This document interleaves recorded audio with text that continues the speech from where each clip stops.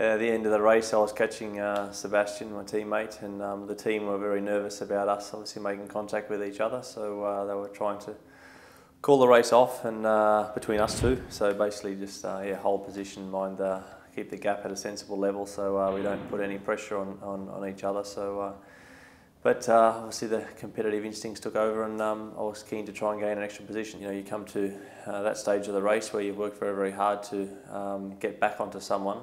In this case, it was Sebastian.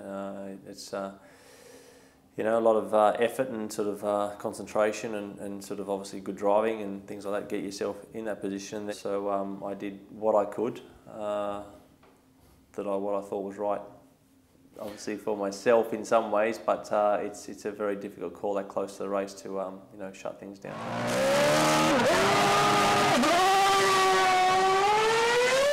Could you explain how the rules and regulations are affecting things? Well, the racing this year is very, very different because the tyres have played a huge role in how we go about competing in a Grand Prix.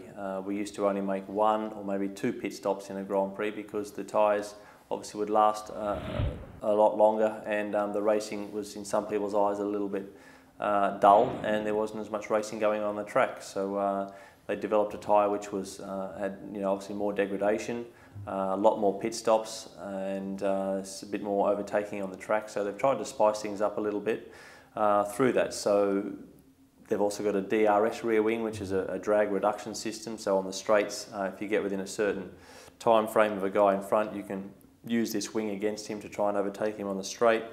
So this year's been probably the biggest change we've seen in terms of trying to help the show, and it's worked. We've had some very good races this year.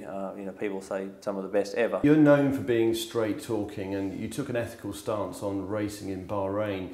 Do you think Formula One can be a force for good when it comes to human rights? I think any world sport can sometimes help and play a role. Obviously, it's always a delicate situation when you don't maybe fully, you know, understand the situation that's going on in individual cases. But when you've got a sport, in this case car racing, that a lot of people look up to and follow, and you know, some of their heroes are competing in, or their teams, their favourite teams are racing in, I suppose they would like to see them make correct decisions or have the right sort of morals towards what most people would think. Could you think Formula One could do more in sort of promoting environmental awareness and environmental friendly technology? You know, we're moving where we've got hybrid cars, we've got biofuels. Do you think Formula One could do more in this area?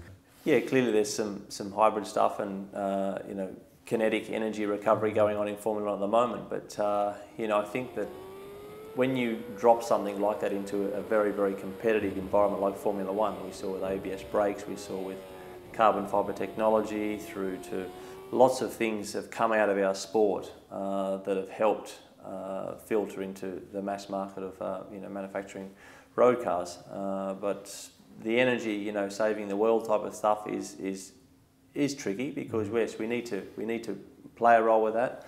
But it's not something where you need to get the balance right. I mean, we'd have solar cars. Big attraction to Formula One obviously is the noise and the speed and you know, the sort of the things that have been involved in the sport for decades, I suppose. You still got to go Grand Prix racing and have that sort of purist aspect to it to a degree, I think. And you've achieved sort of fame and fortune with F1, but now you're looking to sort of give something back with the sort of Mark Webber Challenge. Could you tell the viewer more about that? Yeah, well, I've had an adventure race in Australia, down in Tasmania, a beautiful part of the world.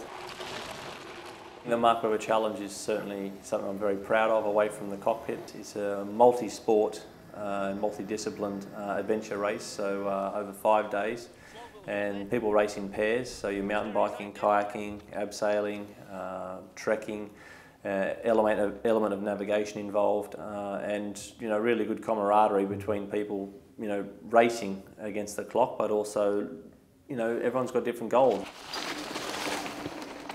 You know, we cover with some sensational partners and sponsors, but then the entry fees help put something back into the charitable aspect of you know, down in Australia, helping young kids where we can.